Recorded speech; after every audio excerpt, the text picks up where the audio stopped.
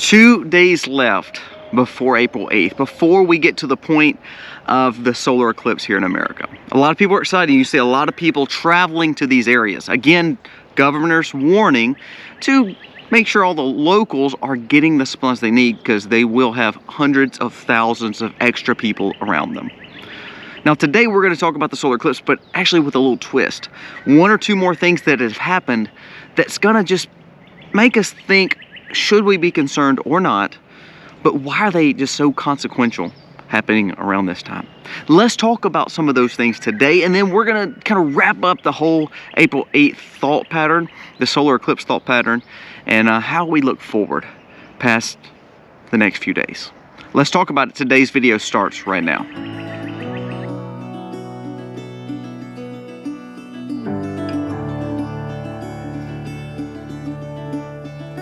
Hey guys, welcome to The Max. Thank you so very much for being here today. If you are new to the channel, go down here, press subscribe, ring the bell, give us a thumbs up if you like the content of this video. If you don't, that's okay. But comment below, tell us your thoughts on the matter. You have to realize your thoughts, your comments are very important, because we work together, we read those comments, we build a wiser outlook on the subject at hand. Now today we're going to be talking about April 8th again. The reason we want to talk about it is there's a few more things that came out, and also some things that happened coincidental around this time.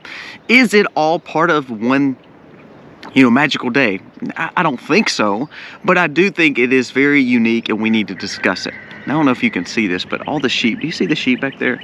It is beautiful to see them. I love this time of year. Spring, if you're not growing gardens, you're not growing animals, you need to, because it will make your day better to start it off and see these beautiful animals grazing on this grass and growing food. We're going to be doing a video series about what we're growing in the next few days. You'll see that, but I want to keep prefacing that because I want you to see the importance of growing your own food and being more sustainable.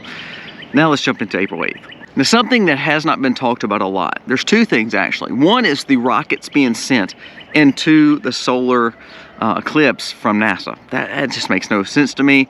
They call it information. We're in a day of information, and I think that sometimes could be at our demise, because the more we try to research the infinite wisdom, the infinite glory of Christ, and how He makes the sun and moon and earth go across itself, sometimes when we try to put information into that and we try to finitely understand that, I believe that we mess up, because we then try to understand God. We're not God. We can't play God. So therefore, I don't get all this stuff that we're doing. Now, there's been a lot of state of emergencies around this, about people traveling, all that. Today, I want to talk about something a little bit different though. Cicadas.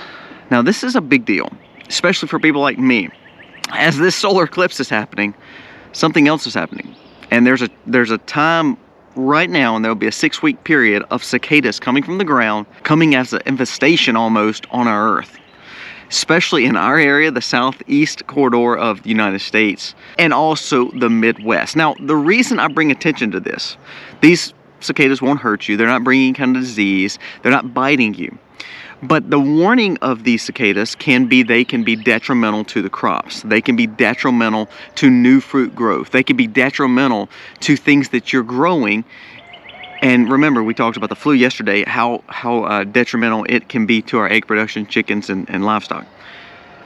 Are we getting to a point where, we talk about the solar eclipse, we talk about the fact of the risk of things like, look, I mean, there was 2 earthquakes this last week. Area had a shock waves of the 4.8 Richter, and then in Taiwan, of course, with the 7.4. So we're seeing things happen that are consequential, but also just if you read the Bible, I mean, it definitely shows there's coming a time of unrest, and we're kind of in that time. Well, we talk about pestilence. In the Bible, it says pestilence. I'm not saying that the end of the world's coming tomorrow, but what I am saying is there's a lot of things happening that are hurting our way of life. When we go back to 2020 and how it affected our economy, how it affected interest and inflation, also affected people. Then we since then, again, noodles on the wall, we're sticking everything there. We're causing stress, worry, we're causing all these problems, this animosity. We have civil unrest, we have polarized sides. There's a lot of things going on. And then on top of that, we talk about cicadas. Now, what these cicadas are doing is they're going to cause problems to crops, just like we talked about the flu yesterday. If the food system gets broken, And the things that we use, I think of herbs, I think of remedies, all that stuff that helps build our medicinal cabinets. It helps build the way of life. It helps feed the sheep. It helps feed us when we talk about crops. If we see some of that getting harmed or hurt by pestilence, by things that we can't control, I think of earthquakes. We can't control that. Well, I digress. There's you can do your own research on that. But natural disasters. Cicadas, this happens every so often, and years go by and all of a sudden it happens again. Well, I think about the fruit trees I just planted. I think about the crops that I just planted. Are those cicadas going to cause damage to that? I don't know. We don't know. Again, trying to understand infinite wisdom in a finite mind, we can't do it. But what we can do is say, this is why we do prep. This is why we do put up food. It's not just because of the solar eclipse. And if you're just now thinking about it, you're 2 days from it. I mean, it may be a little too late for that. But when our focus is on those things, we then miss out on some of the other things that's happening. Have you heard a lot about the cicadas? If you have, great. But no one's talking about it. Could it break our food system? What did we talk about yesterday? It doesn't matter if it breaks it. It allows for more control, because then all of a sudden, if it does start harming a little of it, the news can take it, and all of a sudden, whew, it ruined all our food system, and now we got to go back to more of a processed food, bioengineered food, because it's just dangerous to eat all this food that's had pestilences on it. And we don't know if this food's good because all this danger to it from the cicadas. Just watch the spin on all the things that we talk about in the news. That's why I tell you all the time, don't just listen to me. I want you to do your research on these topics too. Just like the CERN, the particle accelerator. It's not going to be open. They said they kind of debunked that for April 8th. But the more we do our research, we realize, okay, there is some structure here. There is some consequences here. You know, it's kind of like the solar eclipse. You know, the first solar eclipse 7 years ago, perfect number, scripture, goes through Salem, which means kind of like peace. Then this time it's going through all the Ninevehs, which sometimes when you talk about it in the Bible is Nineveh needed to repent. If they didn't, they'd be destroyed. You can look at that as all, you know, some kind of prophetic word, or you can. It doesn't matter. What I'm trying to say to you is there's still a time where we're seeing struggles. And you can say, as a person of faith and Christ follower, it could be God's punishment, and it could be because we are sinful and we are doing wrong things in America. Very well. At the same time, for the people who are non-religious, could still say, my money's not growing, we've lost a lot, our inflation's crazy, I can't even buy a car right now, we're going to 3 or 4 wars at the same time. It's still a not good time. So no matter if you're religious or non-religious, it still says this is a very volatile time in our history. Does April 8th play into that? It could, but so does the earthquakes from last week. So does the fact that the Statue of Liberty was struck, and they got pictures of the Statue of Liberty being struck in New York. How crazy is that? And to capture pictures of that. How crazy is the fact that now NASA's wanting to shoot rockets into a solar eclipse? How crazy is it that all these states are wanting state of emergencies? How crazy is it that cicadas are all of a sudden going to happen at the same time that there's a red heifer sacrifice? It's all just crazy. Now, does that mean it's fear and we should panic? No. Have a respect for it. Have a respect for the things going on, so then therefore we can learn and research from it. And when we learn and research from it, then we gain wisdom in our finite minds to handle the situation. So for instance, what we did with our fruits, because we're worried about cicadas, if you read upon them, it talks about them wanting to go to newer trees, newer fruits, and causing problems to them. Well, guess what we did? We read up on some of the things that are bug-resistant herbs and allium. So we planted garlics and onions and all these herbs around a lot of those trees this last 2 or 3 weeks to try to resist maybe the cicadas going on some of that new growth. Our gardens are done a little bit different because we were hoping to not see a lot of those crops up. So we kind of planted a little bit later than we typically did. So that way, hopefully, as they're growing, the cicadas won't just go straight to those crops. Does that mean they will or not? I mean, hey, I'll be honest with you. We put up a lot more food this last year because we heard about cicadas this year. We heard about, you know, crazy and pandemonium. We knew it was election year, so a lot goes on. So we put up a lot of extra food last year, and then we also bought some too. So we started preparing way before the need was there. What I've come to realize with my simple, small-minded self from South Mississippi, just a simple redneck country guy from South Mississippi, is that there can always be dates set. There can always be pestilences coming. There can also always be natural disasters that we can't help. There's also the fact that our government is doing crazy things, and it's going to cause detriment for our country. We've seen that across Europe. We've seen that in other areas. Things like that take place. But I go back to a few things. If we learn to ground ourselves, not only ground ourselves with wisdom, maybe with reading, with research, but learning how to just say, you know what, things I cannot control, I need to learn about, but then I take that and then I try to be proactive with it, not reactive. So I don't challenge you to go out and panic by today. I challenge you for the last 6 months, 12 months that we've been talking about, that you should have already been preparing. I'm not challenging you to go out and buy 16 cows right now because you need to start a farm. Right now, cows, you can't even hardly afford them. The cost is crazy. The point of what we do is you take it as you hear it, and then you learn from what is being fed to you. It could be true or not. The avian flu could be bad or not. But then we're going to learn from it. So then we're saying, okay, if their war is on eggs, their war is on chicken, their war is on livestock, then I've got to be proactive and say, I'm going to stockpile eggs.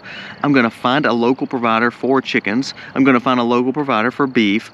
Or I'm going to start going to the farmer's market and finding ways to maybe buy rabbit instead. Maybe buy goat instead. Maybe buy sheep instead.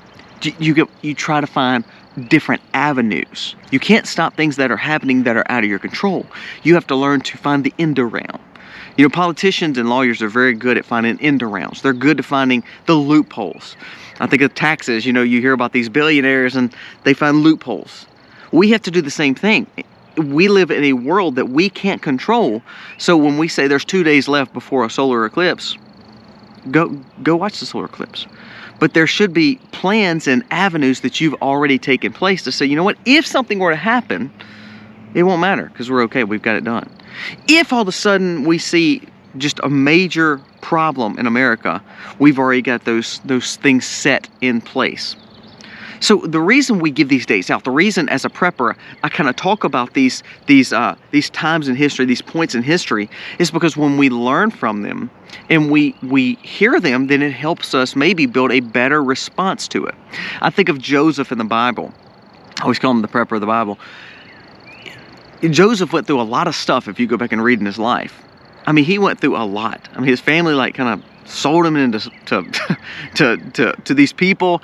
He got thrown in prison for false things he didn't do. But then at the same time, he saw the response of the fact that there was going to be harder times.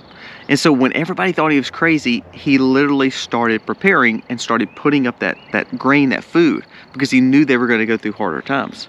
I imagine he got a lot of people saying he was wearing a tinfoil hat. No, I doubt they said that. But I figured there was a lot of people saying, what are you doing? I mean, you're going to waste all this grain and food when you could be selling it, making a lot of money. You can be, you know, hoarding something else. What are you doing? And ultimately, he became the only one that saved the people. Think of Noah and the ark. Nobody saw rain, and all of a sudden they're making fun of him, and then all of a sudden it starts raining. I think of Lot and his family, how they told him to get out of Sodom and Gomorrah, and ultimately the city did get destroyed. It's not about saying, well, I told you so, April 8th, nothing's gonna happen, that 4 minutes is gonna go by and everybody's gonna go back to the way of life. Great, I hope that's the case. But if we learn to prepare and be proactive to the responses of the dangers that could be coming our way, what's wrong with that? What's wrong with saying, well, there's cicadas coming that we're not used to. That's called a pestilence. I want to make sure that my food system is safe. So what am I going to do? I'm going to have a response to that. If I never knew they were coming and never planted alliums and herbs, and all of a sudden all my fruit got ate up, that would be my fault for not learning that there were cicadas coming. Now, did I buy into the panic and fear? No. I bought into the fact that I needed a response.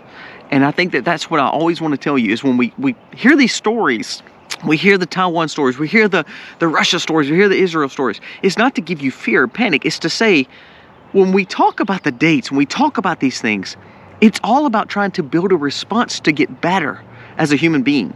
If we keep doing the same old, we're gonna get the same results. If we complain the fact that we don't have any money, but we're not doing anything but still spending money like crazy, not doing any extra work to gain more money, then we're not gonna have any different results.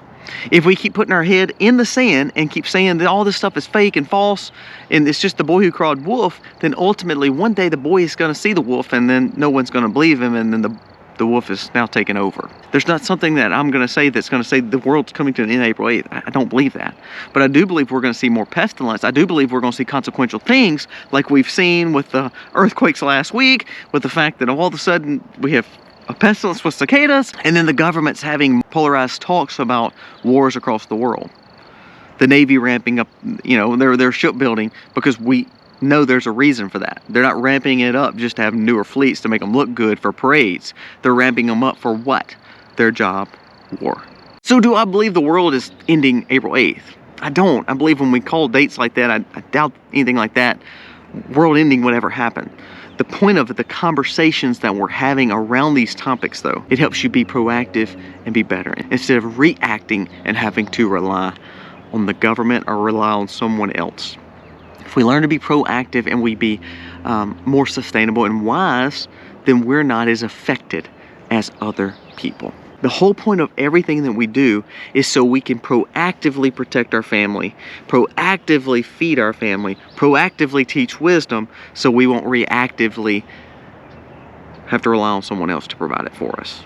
And I think that's what we should learn when we talk about April 8th. That's what we should learn about talking about any date, if it be Y2K, if it be 2012, any of those dates. We can always learn from them.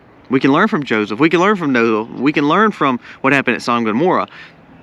If we learn from it, though, and we start preparing for it, then our response is better, and then we are not like sheep going to the slaughter. But if we put our head in the sand and act like it's all falsity and that it doesn't matter and that our government's always going to take care of us, then you live that out. I don't, because I don't want everything I have, my medical, my food, my health, my whole life basically in the palm of someone else who probably doesn't care as much about me or my family as what me and my family care about ourselves. What I want you to get out of this video, and what I want you to get out of all the videos that we do, it's not about the coming panic or fear. It's the fact of let's be proactive. Let's know this is coming. Let's do our research. Let's try to get better. And if those things come, we're ready. If those things don't come, then you have a stockpile that's worth a lot of money, and you have a lot of goods, and you can start enjoying them with your family. Remember, the three things I always say: sustainability, stewardship, and satisfaction. When we're sustainable, we believe that's God's good stewardship, and He gives us all these things to enjoy. He takes care of us, and then we believe that we'll have the best satisfaction because we won't be reactory. We'll be proactive, and we'll be okay.